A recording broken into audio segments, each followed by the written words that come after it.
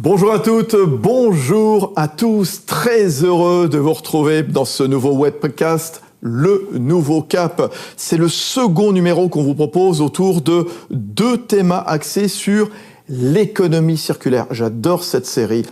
Climat, environnement, diversité, les entreprises, elles s'engagent. On vous l'avait raconté dans le premier numéro, les industries doivent concevoir, doivent fabriquer en limitant dès le départ l'impact sur la planète. Mais mener à bien cette tâche, elle ne se fait pas toute seule. Impossible de rester isolé, il faut associer, il faut agréger même autour de soi l'ensemble de la filière, par exemple, d'autres entreprises, travailler des startups, sans oublier le rôle des territoires. Alors, comment opérer ? On va vous le dire justement dans ce second numéro avec Antoine Robichon qui est avec nous. Bonjour. Bonjour. Directeur général adjoint de Citeo, entreprise à mission qui développe des services d'éco-conception, de collecte, de tri et de recyclage. Sébastien Petit-Huguenin, bonjour. Bonjour Fabrice. Sébastien Petit-Huguenin, directeur général de Paprec, fondé il y a 26 ans. Premier groupe indépendant français du recyclage. Plus de 16 millions de tonnes de déchets retraités. Hugues Pelletier est avec nous également. Bonjour. Bonjour Fabrice. Hugues Pelletier, fondateur et CEO de Petrel. Alors c'est une start-up, jeune start-up, qui est née il y a 3 ans, 2018, qui opère des boucles de réemploi d'emballage dans une démarche zéro déchet.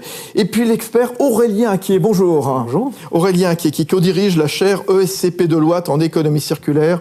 Il est professeur à l'ESCP Europe. Il faut qu'on bouge. Il faut qu'on coopère. Je pense que c'est ça le thème aujourd'hui et il est bien choisi sur ce point. Et l'économie circulaire, c'est un sujet maintenant qu'on commence à un peu plus vulgariser. Ça fait un moment que ça a commencé avec le recyclage. Même nos anciens pratiquaient déjà le réemploi. On voit que la société de consommation s'est développée énormément. On a un peu perdu ces usages. Il faut les réinventer, les retrouver, les intégrer dans nos modèles économiques. Et voilà, aujourd'hui, c'est ça notre enjeu. Je pense qu'on va avoir l'occasion de parler de ces bonnes pratiques aujourd'hui. L'avenir du commerce, c'est le zéro déchet. Oui, en tout cas, il faut tendre vers le zéro déchet. C'est indispensable. On est actuellement dans des modes beaucoup trop linéaires. C'est-à-dire, on produit, on consomme, et ça part ensuite au recyclage, au mieux. Et en fait, notre constat, c'est de dire, est-ce que dans ce mode de fonctionnement, bien sûr qu'il y a un travail à faire sur l'éco-conception, vous avez abordé la première réunion, mais est-ce que dans ce cycle-là, on ne peut pas se dire, est-ce qu'on ne peut pas ralentir le moment où on arrivera justement au recyclage en réutilisant les emballages X fois, et finalement, donc, c'est autour du réemploi, et c'est ce qu'on appelait historiquement donc, la consigne. Remettre en place ces types d'approches qui sont plein de bon sens et qui ont un impact en effet positif. Mener cette tâche, ça ne se fait pas tout seul, évidemment, chacun dans son coin. Il est nécessaire de se parler, de coopérer l'un avec l'autre, justement. On va voir ce que vous avez mis en place chacun, donc, autour de cette thématique. Est-ce que l'union fait la force, quelque part, pour valoriser les déchets ? Oui, c'est de l'or sous condition, quoi, en quelque sorte. Ouais. Et c'est vrai que ce qui est intéressant à travers ce dispositif de responsabilité élargie du producteur, c'est que ça oblige, en fait, les metteurs sur le marché à essayer de s'organiser collectivement et inventer de nouveaux types de partenariats pour transformer du plomb en or, quoi, quelque part. Exactement. Et un des points quand même qui est très important, c'est de dire à la fois qu'il y a des enjeux énormes autour de ces sujets, mais il y a des difficultés aussi, des enjeux de structuration des filières, il y a des enjeux économiques, il y a des enjeux de qualité aussi dans le tri, les flux qui vont être récupérables par les industriels qui font qu'on a énormément besoin d'organisation collective. Et ça passe par les partenariats. Aujourd'hui, toute la problématique du packaging dans le vrac. Oui. Et donc, il y a déjà 2 ans de ça, on avait eu une grosse étude d'un de nos groupes d'étudiants sur l'impact packaging du vrac qui était arrivé à ce constat qu'il y a une sous-optimisation massive aujourd'hui de tous les flux amont dans le vrac. C'est-à-dire, on va faire les courses, on achète le vrac, on est très content parce qu'on se dit il n'y a plus d'emballage. Ben, en fait, toute la partie amont, celle qui est un petit peu derrière le rideau, on ne la voit pas et celle-là, elle peut être très, très impactante en matière d'impact packaging. Hugues Pelletier, Petrel, justement. Exactement, c'est un bon exemple parce que il y a 2 aspects donc, dans la transformation, le lien avec l'emballage. Il y a le côté B2C, la relation du consommateur vis-à-vis de son distributeur pour dire tiens, comment est-ce que je réduis mes emballages, comment je le recycle de manière plus efficace, comment je peux les réemployer, d'accord ? Et donc il y a un certain nombre d'initiatives qui se font dans ce sens-là. Mais il ne faut pas oublier l'amont.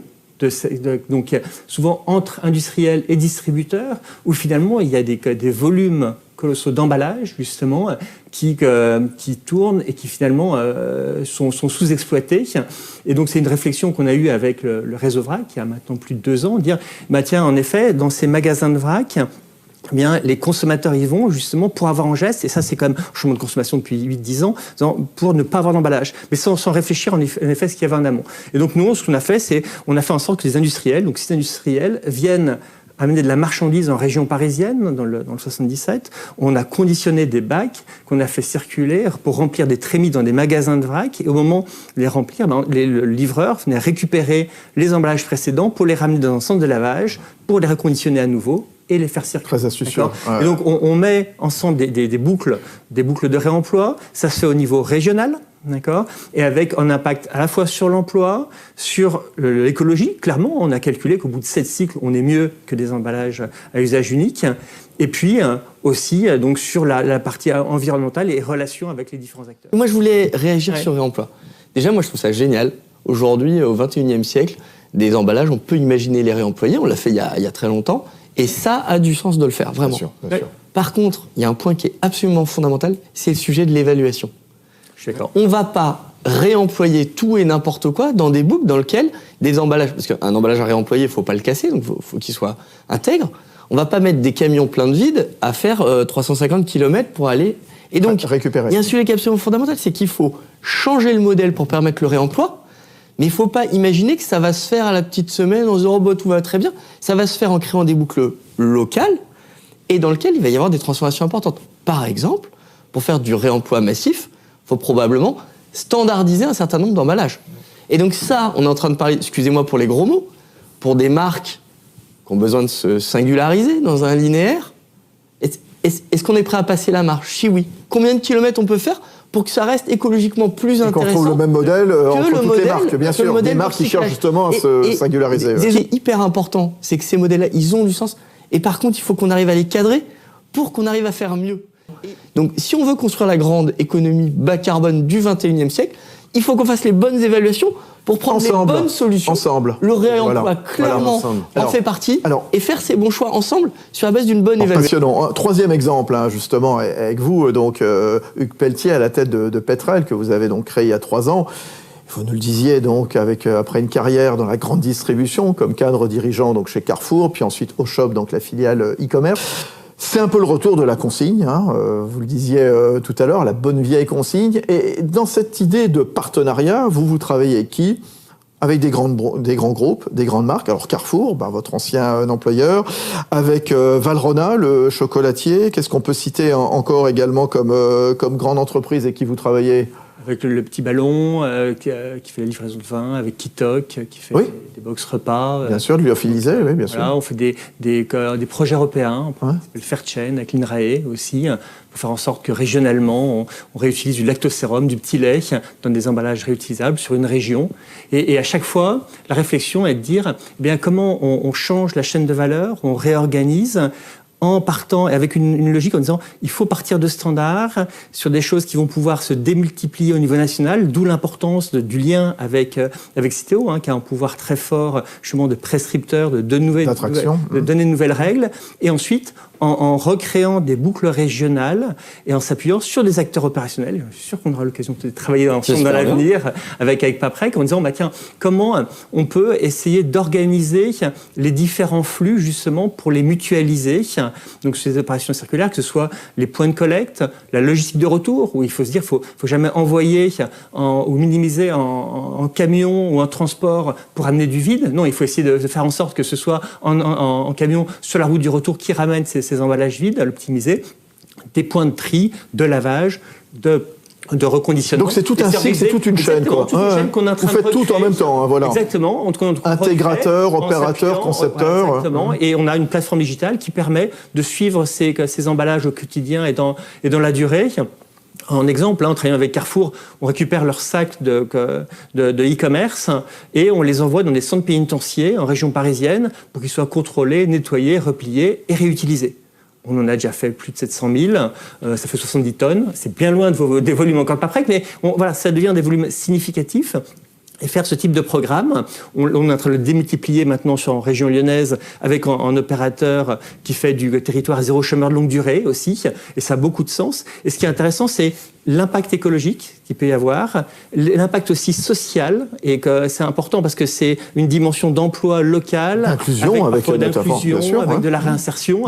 Et donc parfois, mécaniquement, il y a des projets sur le plan économique qui tout de suite sont positifs, et c'est le cas de CESAC. Dans d'autres cas, la transformation, en effet, prend du temps et est compliquée sur le plan économique. D'accord ? Parce qu'en effet, l'emballage à usage unique qui a été développé avec des volumes énorme, est ultra optimisé. Et changer ces modes-là, en effet, demande de passer en cap, et on arrivera à moyen terme sur des nouveaux équilibres économiques, une fois aussi qu'il y aura du volume. D'où l'importance aussi d'avoir une proximité avec des acteurs locaux, les CTO qui accompagnent cette transformation. Ce qui est intéressant, c'est aussi que dans les cas qui ont été évoqués, on a des formes de partenariats qui ne sont pas du tout les mêmes.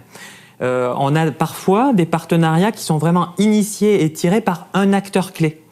Donc c'est presque des partenariats dans lesquels on a un acteur qui est quasiment propriétaire de cette innovation, qui va faire tous les investissements, prendre les risques. C'est intéressant ce que vous dites. Ça veut dire quoi? Que l'industrie, comme ça, doit réinventer son mode de fonctionnement entre entreprises, c'est-à-dire de plus en plus s'ouvrir. Et vous en êtes un exemple vivant. Et notamment, justement, comment les startups travaillent de plus en plus avec les grands groupes. Et j'allais dire plutôt comment les grands groupes doivent s'adjoindre les services d'une startup. Voilà, faut pas inverser la hiérarchie. Allez-y, Hugues Pelletier. Non, c'est pas une question de hiérarchie. Il faut tous se mettre en effet autour de la table, autour d'un objectif commun et trouver les moyens. Donc l'idée, c'est aussi passer à l'action, aussi de manière assez rapide, parce que sinon ça reste très théorique. Ce que disait Antoine, il y a une notion de rapidité, bien sûr. Il y aura des échecs, des choses qui vont bien fonctionner, et la vocation, c'est quand même passer à l'échelle, justement. Et quand Antoine parlait de 100 milliards, il y a la loi anti-gaspillage pour une économie circulaire qui dit qu'en 2023, il faudra 5% d'emballage réemployé, 10% en 2027.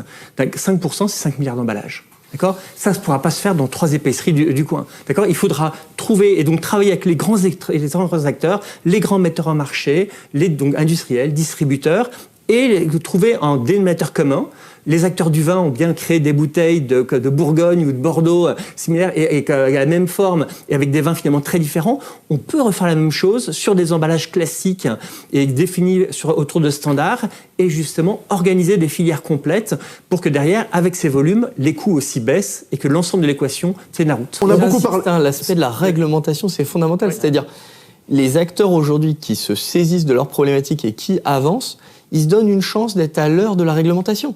Il y a une accélération réglementaire qui est incroyable. Avant, on avait une grande loi sur ces sujets-là tous les 20 ans. Après, ça a été tous les 5 ans. Et là, aujourd'hui, le ministère de l'Environnement en France, ils ont du mal à faire tous les décrets d'application des dernières lois parce que c'est une grande loi tous les ans. Donc, à nous aussi d'accélérer le mouvement. Parce qu'en fait, on n'a pas le choix. Derrière, les contraintes réglementaires, ne vous inquiétez pas, elles vont arriver. Donc, quelque part, finalement, on est dans la bonne voie, tout le monde. Et toutes les individualités, on arrive quelque part à les balayer. Enfin, en tout cas, c'est ce qu'on souhaite, Aurélien. Ce qui est très intéressant dans ce que vous dites aussi, c'est qu'on voit comment se redessinent les frontières entre acteurs publics et acteurs privés. On discutait tout à l'heure des enjeux de régulation. La régulation bouge. En même temps, le régulateur public, il a besoin de comprendre comment réguler correctement sur ces sujets-là. Et c'est très important qu'on ait une intelligence collective qui prenne le citoyen, les entreprises, des instances de recherche et le régulateur pour essayer de trouver les bonnes manières d'avancer ensemble collectivement sur ces sujets. Allez, un mot chacun, c'est Sébastien Petit-Gudin qui continue. Moi, je suis vraiment frappé par le fait qu'on n'a pas le choix. Aujourd'hui, quand je vois la conscience environnementale qui a progressé, en particulier chez les jeunes diplômés, les jeunes qui sont formés, ils vous mettent à la question. Bien sûr, tout de suite. Est-ce que vous me donnez du sens? Quel est le sens de ce que vous faites? Et donc, facteur d'attractivité, bien sûr. On n'a pas le choix. Notre attractivité, notre capacité à mobiliser les talents, elle se joue autour de ça. Donc on doit changer et on doit intégrer ces logiques de façon beaucoup plus profonde. Et je crois qu'aujourd'hui, c'est une vraie chance de voir que les mentalités sont prêtes. Hugues Pelletier, Petrel. À la fois, il y a des contraintes légales et qui sont importantes, c'est le côté bâton, mais il y a aussi la carotte qui est de dire le consommateur est en attente de nouvelles solutions. De réemploi. Et ça va mécaniquement faire changer les industriels et les distributeurs. Et c'est cette dynamique, finalement, où l'ensemble des acteurs sont alignés pour faire la transformation. Et on a besoin, en effet, de se coordonner, de se mettre ensemble, et on est là pour ça. Allez, le mot de la fin, ça sera Antoine Robichon, Citeo. Et ben moi je vais reprendre un mot d'Aurélien, le leadership, parce que je pense qu'aujourd'hui, pour naviguer dans cette complexité, dans cette urgence, il faut que les leaders l'intègrent absolument. Il y a évidemment sa singularité, mais il y a aussi comment on crée ces nouvelles collaborations. Et je pense qu'aujourd'hui, ça commence par les managers d'aujourd'hui, il y aura ceux de demain, mais c'est hyper important d'avoir ces modèles-là et de sont formés à l'ESCP notamment. De savoir s'en servir, c'est la clé aujourd'hui. C'était passionnant, j'ai appris beaucoup de choses. Merci à vous. Merci à vous. À tous les quatre.